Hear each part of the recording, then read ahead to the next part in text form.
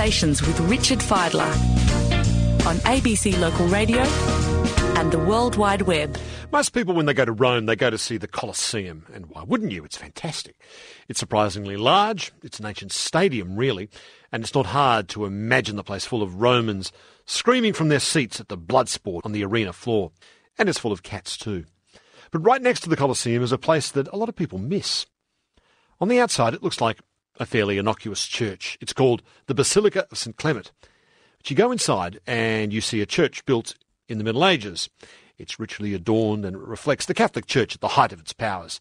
But then you go down some steps and you go underground, underneath the Basilica, and you go down into the original Basilica of St. Clement's. Now, this church goes back to the 4th century AD, right at the end of the Western Roman Empire. This is the church that was burnt out by invading barbarians and then excavated centuries later. And you can go down there and walk around, and it's kind of weird. But there's another layer under that. You go down even further into the ground and further back in time. And down there, you walk around in a group of rooms that were once a temple to the cult of Mithras, a mystery cult that came to ancient Rome from the Persians. Peter Kilby is an Australian who went to live in the great big layer cake of history that is Rome many years ago. Peter is primarily an artist, but he also takes people on tours around Rome and tells them stories about the artists and the martyrs and the killers and the popes that have rubbed up against the eternal city. He creates audio tours of Rome for his website, which is called perfecttraveller.com. Peter Kilby, welcome to Conversations. Richard, thank you. And would you like a job next summer in Rome? Yes, that's the answer. Yes. I'm very impressed with what you know about San Clemente, and you're absolutely right. San Clemente is an amazing site. For me, Rome is an artichoke. And you know, if you've cooked with artichokes, the annoyance of peeling back layer upon layer upon layer, well, that's Rome. That's exactly what Rome is. And San Clemente allows you to go down underground, maybe 30 metres, and you do get to the lower level, which is 1st century AD, during the time of Emperor Nero, and history becomes not only magical, but it's smelly, it's damp. But you realise it was all kind of banal at the time, because I think one of the rooms there is a schoolroom for kiddies where they could learn about their friend Mithras. Exactly. The Temple of Mithras, directly across the little street, which can't be more than 2 metres wide, was a family home, a very nice upper-middle-class family home. And you can see glimpses of the family wealth by virtue of the decorations on the vaulted ceiling, the plasterwork, even a little bit of colour. But when the cult of Mithra became the dominant religious, day-to-day religious practice of Romans, I mean, they had the great temples to Minerva and Jupiter Maximus, or if you're Greek, Zeus. That's true. But day-to-day, you know, duck down the side street, duck into the Temple of Mithra, burn a bit of incense, and you've done your religious obligations for the day. Mithra was the man, and he has that Phoenician captain's cap, which pops up again in the Serene Republic of Venice. The Doge wear that same cap. But that particular temple in that upper middle-class neighbourhood of the time of Nero became so popular that they actually bought the family home next door, the one that you referred to, and did turn it into a school of Mithra where young men were educated and became priests of the cult of Mithra. And it's all there today. I mean, that's not a Spielberg set, Richard. That's the real McCoy. The day-to-day lives of everyday Roman citizens, as opposed to the slaves that were there in ancient Rome, were they really all that different from Absolutely people not. today? They passed wind, they belched, they had nice facilities that we would appreciate today. They had bathing complexes, they had flushing toilets.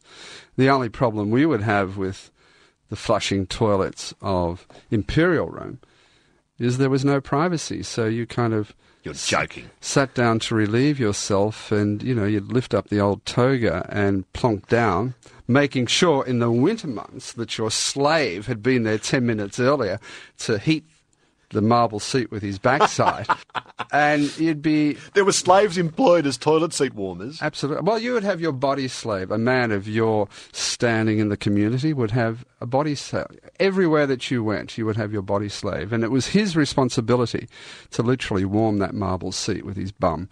Wealthy Romans had slaves to open the door for guests, to take their toga or their coat or whatever it was, to another slave to sit them at a table, another slave to pour them some wine. Slaves to test the wine, slaves to taste the food, particularly if the master of the house was politically powerful, because there was always the fear of assassination through poisoning.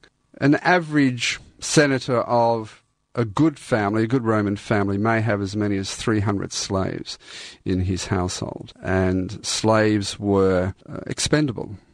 There are many examples of slaves being executed en masse because one of them in the household defied the master, and Roman law compelled the master to set an example to all of Rome that sort of rebellion will not be tolerated. So there are examples, recorded examples, of entire households of slaves being executed, one after the other, in public. When I was a kid studying Roman history, one of the things that really made me think was they ran for about 1,000 years in the West anyway.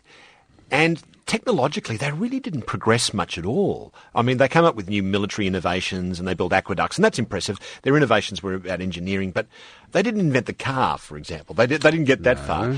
And it's been suggested to me recently that the reason why was because of slavery. If you have a slave to do absolutely everything for you, what do you need for a labour-saving device? In a sense, what you're saying is true, but there was periods of great innovation, but there were magpies as well. You know, you defeat the Greeks and you take the best sculptors, you take the best philosophers, and you bring them to Rome, or they come on their own accord because business was being made. And we all know, tragically, that great culture is usually the products of great economies. And they did, as you rightly point out, create the arch, they invented the vault, but they did not invent concrete. They made it better, a bit like the Japanese after the Second World War. They take the American idea of car manufacturing and start churning out Nissans and Mazdas and Toyotas and do it better than the Americans, and we all know the results of that today. Think of Rome as the world's most consummate predator. That's what Rome did better than most. It waged war and won.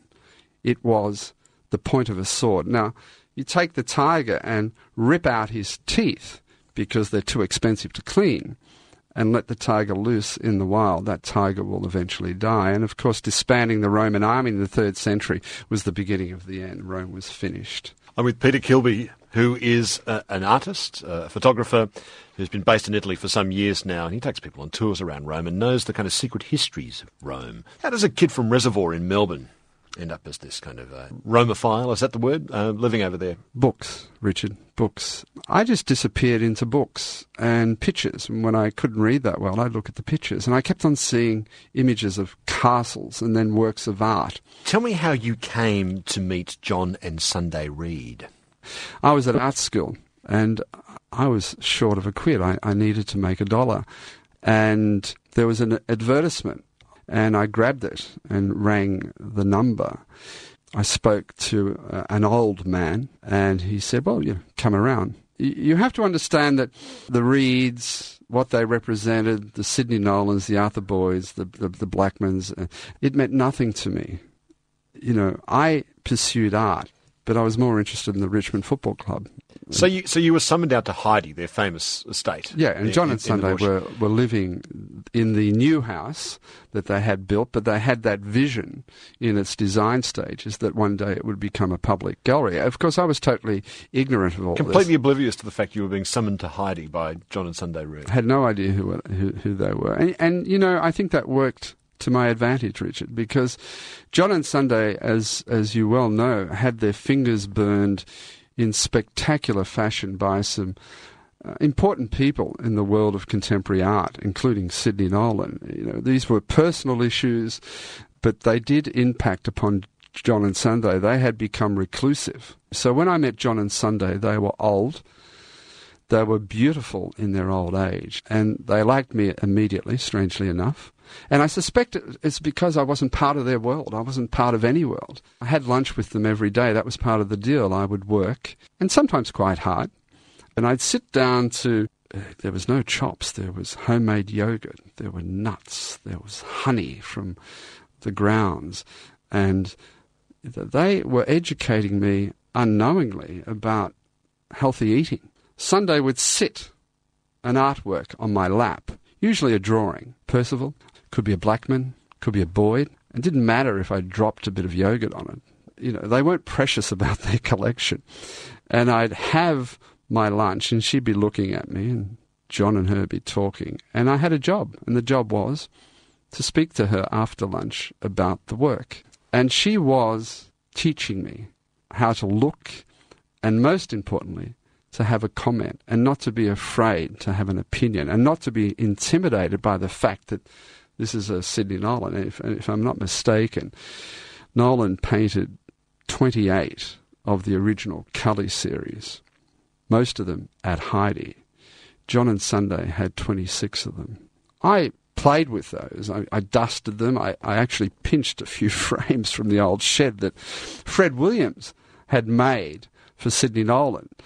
And one of my first exhibitions, some of the works were framed in frames made by Fred Williams for Sidney Nolan. And the doors opened, and in walked John and Sunday.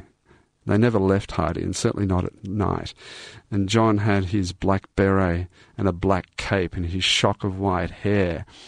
And Sunday was as frail as a flower that had been pressed between the pages of a book for generations. And they walked up to me, and everybody stopped. And Sunday said, "Congratulations." And then they turned and they walked out.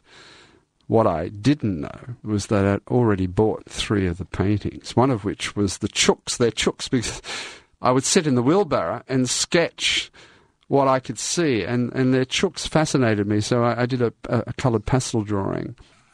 I didn't really understand how significant they were at the time. In retrospect, I smile when I think about them. But you still had to make your bread and butter as a commercial artist at Channel 9? That's right, Channel 9, that's correct. But you escaped? Well, you were kind of... they did you a favour in some ways, but why did you get sacked from Channel 9, Peter Kilby? Well, I was led down the garden path, and I was smoking a joint in the staging area, and the production... That was it? You got sacked for smoking a joint at Channel 9? We were going back 1,000 years, Richard. I mean, you know, it's... And I've heard so many stories of bad behaviour at Channel 9 in that heyday.